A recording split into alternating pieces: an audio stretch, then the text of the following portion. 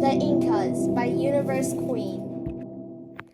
The Incas were the largest empire of their time. At its peak, the empire included up to 12 million people and extended from the border of Ecuador and Colombia to about 50 miles south of modern Santiago, Chile. Without a written language and in one of the most inhabitable places, they built their kingdom. Artistry and architecture. The Incas' artistry and architecture were so impressive that Pizarro himself said it would be beautiful even in Spain. The bricks were so precise that without mortar, Incan buildings lasted hundreds of years. They used gold, which they called sweat of the sun, and silver, which they called tears of the moon, to make jewelry, dishes, and decorations. They incorporated breathtaking textiles, which were more valuable than gold and silver, into temples and palaces. One of the most famous structures is Machu Picchu, which is a hotspot for tourists even now. Daily life. The Incas had jobs based on their age. They owned llamas as food and also to carry loads. They owned alpacas for their wool. There were no slaves, but people paid taxes and labor. Hierarchies existed in nobles and commoners. Since there was no written language, quipus, strings with knots on them, helped pass messages. They had many types of food and saved some for times when resources were scarce. Geography. The Inca Empire was wedged between the towering Andes Mountains and the Amazon rainforest, where they got many of their resources. After adapting to the environment, their surroundings offered natural barriers. The Incas lived and farmed on terraces, or strips of land. Achievements.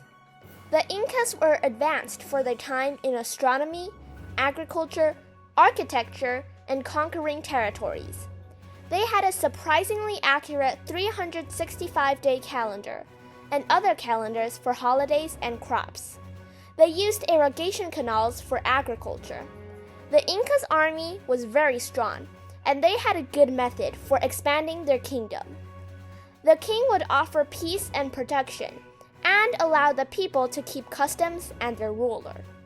In return, the people would pay in labor, accept Incan authority, and they had to learn Quechuan. If the ruler did not agree, the Incas would attack. But with no written language and a territory that stretched 3,400 miles, how could they send orders?